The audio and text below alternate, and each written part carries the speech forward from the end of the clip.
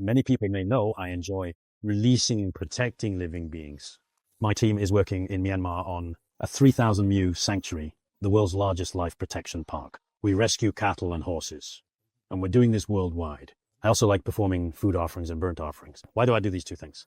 Because I feel they're very effective methods for cultivating compassion, because you have to face it any time. And for individuals, it's helpful. While I feel that nowadays living being liberation faces many obstacles, I notice the same problem in Taiwan.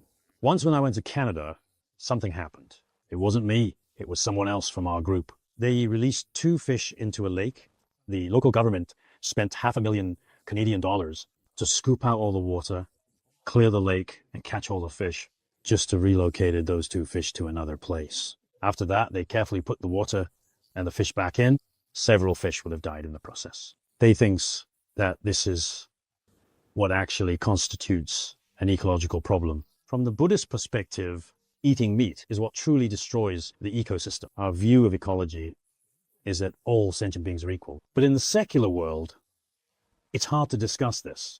So I really hope that Khenpo can compassionately, for those who are very willing to release living beings, but are now facing many obstacles and are on the verge of giving up, give them some blessings. I know that Khenpo sometimes mentions burnt offerings, reciting Om Ahung and Om Mani Padme Hung can help with great compassion. I feel that in recent years, I have truly gained insights. Whenever I engage in living beings' liberation and protection, even offering breads, it can generate strong inner power. By not departing from compassion, our contemplation of emptiness will be even better.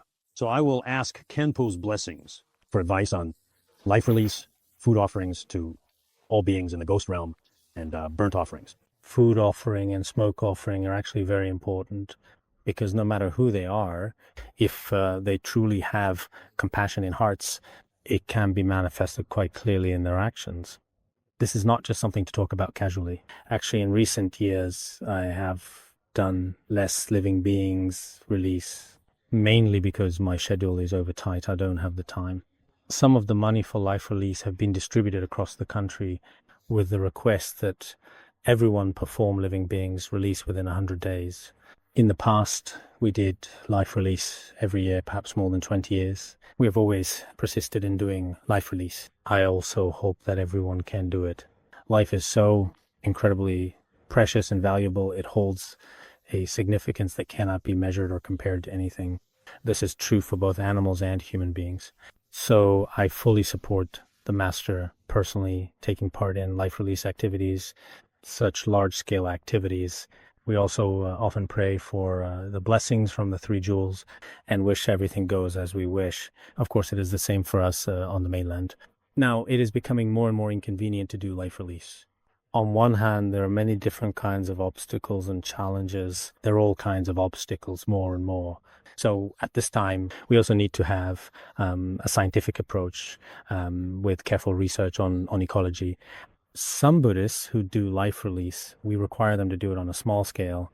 And during life release, there should not be any kind of personal or self-promotion at all. Some people use life release as an excuse to frequently do many things that are not in accordance with the Dharma. These are all in the process of release, that we need to pay attention.